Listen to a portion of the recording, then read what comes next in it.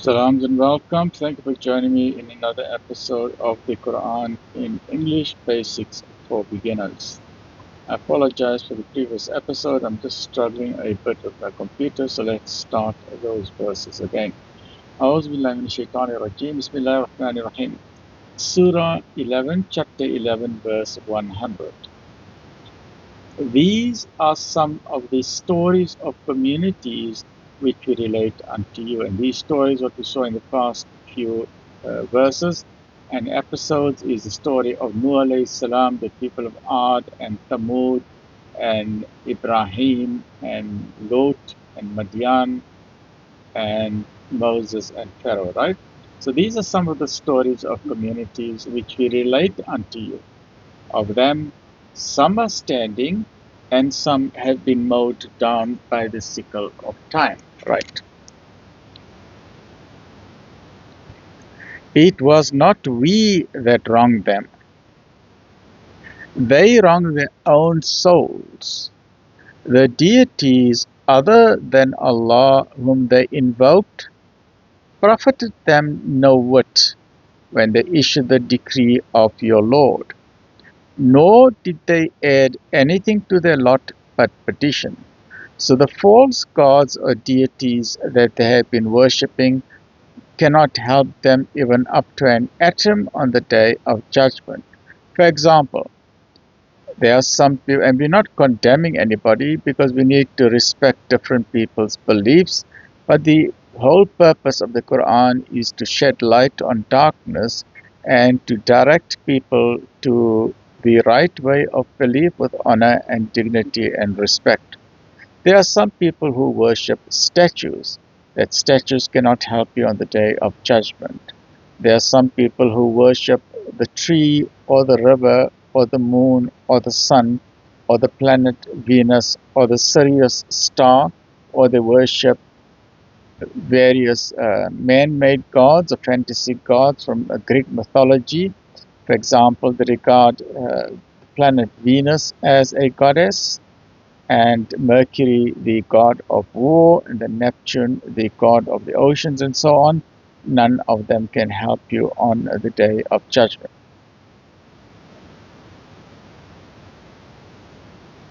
Such is the chastisement of your Lord when he chastises communities in the midst of their wrong. Grievous indeed and severe is his chastisement. In that is a sign for those who fear the penalty of the hereafter. Now I'm going to read the next three slides and then I'm going to summarize it, because these next three slides are very, very important.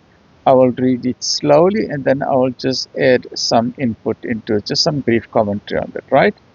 In that is a sign for those who fear the penalty of the hereafter. That is a day for which mankind will be gathered together.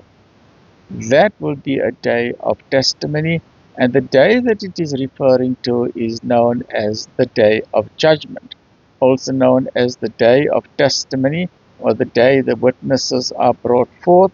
It is also known as the day of shame and humiliation. It is also known as the day of regret. It is also known as the day of loss and gain. Nor shall we delay it but for a term appointed. The day it arrives, when the day of judgment comes, no soul shall speak except by his permission. Of those gathered, some will be wretched and some will be blessed. Now let's just look briefly at what this says. So basically what we are saying here, and I've just made a very few brief notes so then I don't waste too much time in scribbling. Okay, so here we've got the end of everything is that some souls will be blessed and some soul will be wretched, right?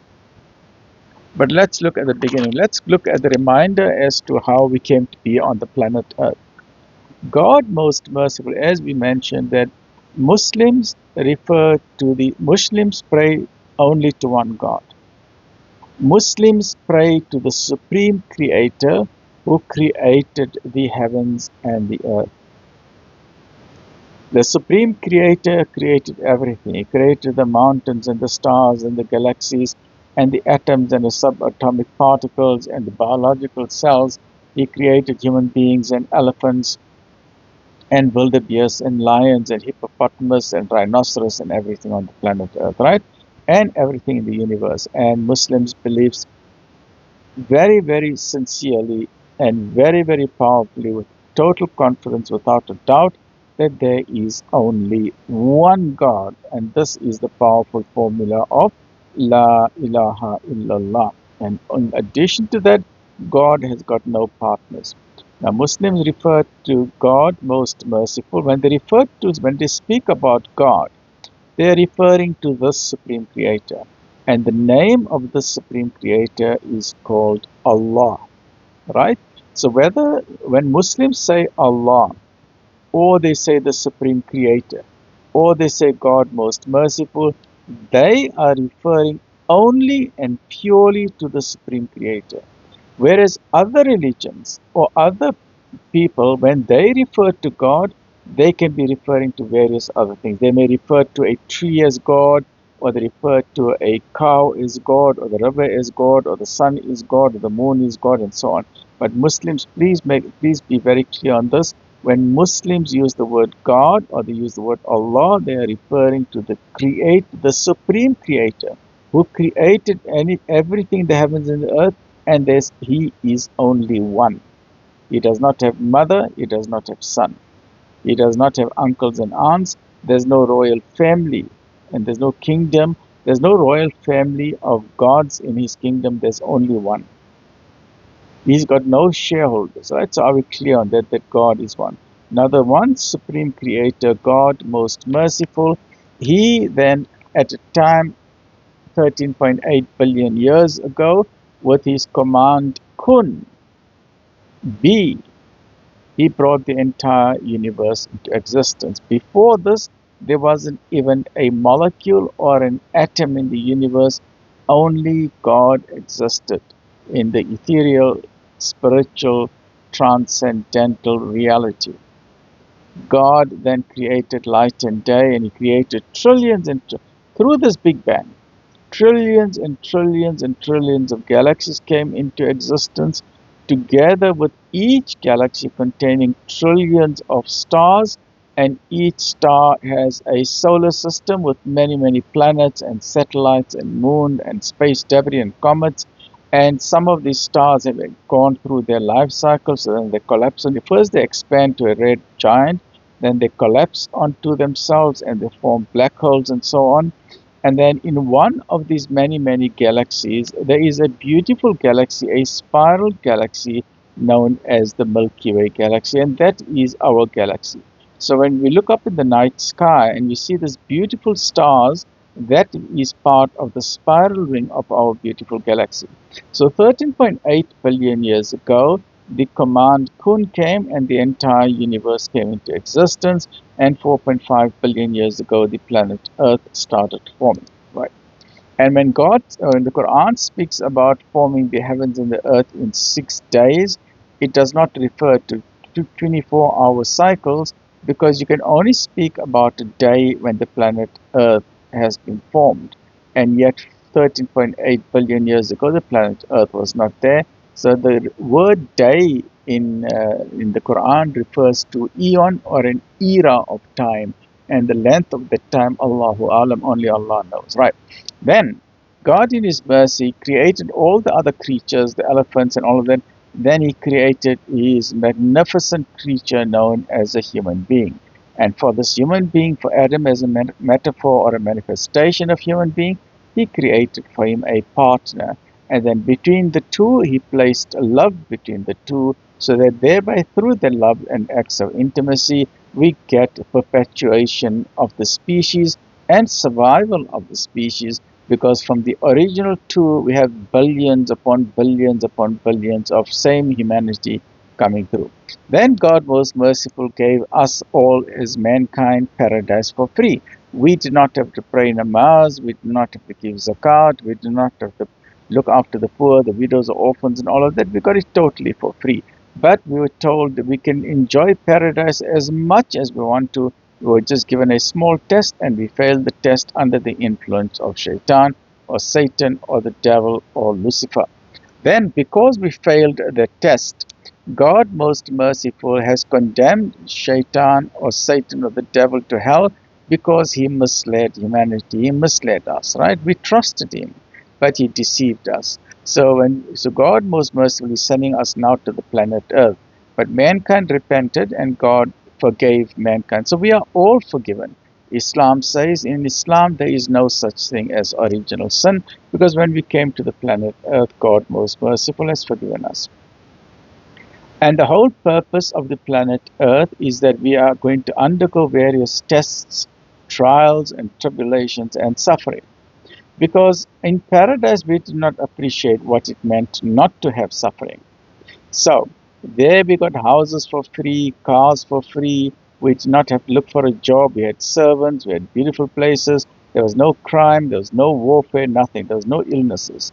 But now we're going to get a taste of suffering. We're going to undergo tests and trials, as Surah Baqarah 155, 156 tells us, or 154 tells us.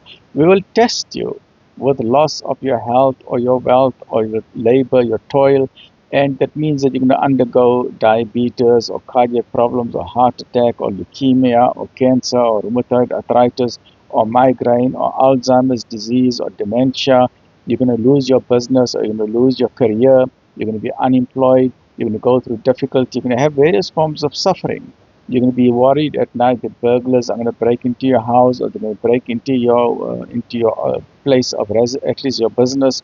And then you're concerned about what is going on in your country because of the role of the politicians, and somehow it seems like the poverty is very high, unemployment is high, homelessness is high, and then we have a very high rate of HIV/AIDS, and then premarital sex, which leads to teenage pregnancy. So locally, we have a lot of problems, load shedding, potholes, and all of that. But on a global scale, also, we get stressed out, PTSD, by all the warfare that's going on and so on, right? So it is a time of test, trials, and tribulations that God, most merciful, is encouraging us that despite all the difficulties we are going through, Islam is a religion of social justice, so we must not forget about the poor, the orphans, the needy, and those in need, and all of that, right? So we need to ensure that we become good symbols of goodness, right? But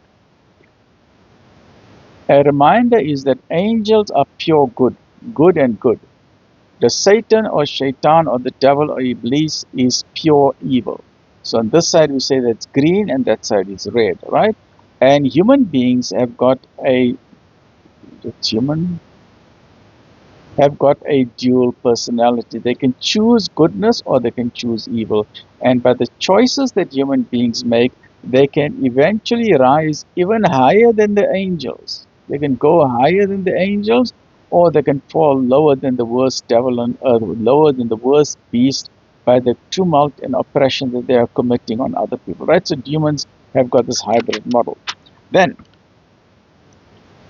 God, right, as a summary, God, most merciful, we have come from God and we're going to return to Him. And scientists confirm that the universe has a beginning point. The fact that the universe has got a beginning point points to the existence of a supreme creator, God. But scientists are too embarrassed to admit that God exists, so they just say, yes, the very fact that the universe had a beginning, the universe has never been there for eternity. Otherwise, they could have made a case that it has always been in existence.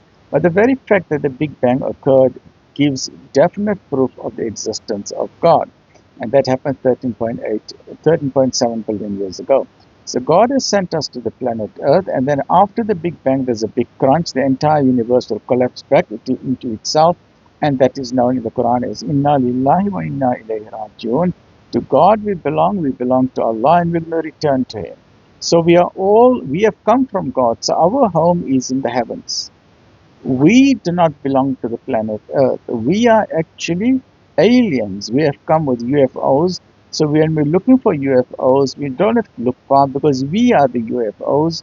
We are the aliens. The planet Earth is not our home.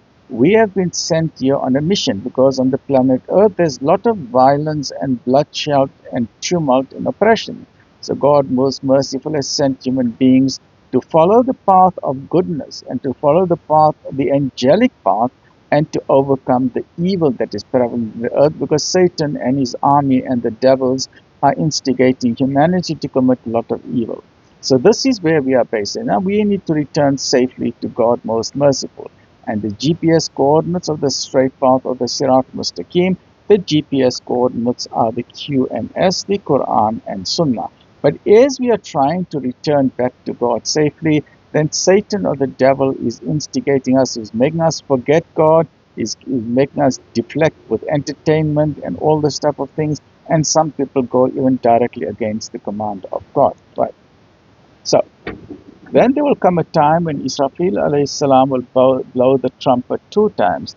At the first blowing of the trumpet, everything that's still alive on the planet Earth will soon and will die. The narrations do not say what the 40 means, they just say 40.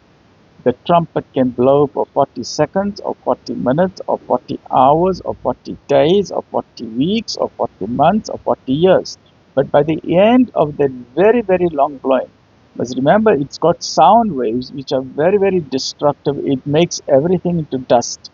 That means all your houses will be turned to dust, your shopping malls will be turned to dust, the airports and the skyscrapers and your car and your warfare, your intercontinental ballistic missiles, everything, all the airplanes, everything will turn to dust, and there will be no sound left on the planet Earth because everyone will be dead. That is when Allah's attribute comes into manifestation, and that is the attribute of Ya Qahar. Allah on that day will ask, where are the kings of the world? Where are the tyrants of the world? Where are the dictators of the world who cause so much tumult and oppression? And there will be no reply. Because all those big shots, the arrogant ones who thought that they were God unto themselves, on that day they will be dead. So at the second blowing of the trumpet, everyone will stand up, including the ones who died there, as well as the ones from the first man, Adam, and over the thousands and thousands of years, so billions of people. It does not matter how you die. You could be buried in the soil, your body could have decomposed, you could have been cremated, or you could have fallen down in a volcano, or you could have drowned in the deepest part of the ocean, the Mariana Trench, or you could be cryopreserved with minus 260 degrees liquid nitrogen and shot out to the Andromeda galaxy. It does not matter. God will bring everybody together.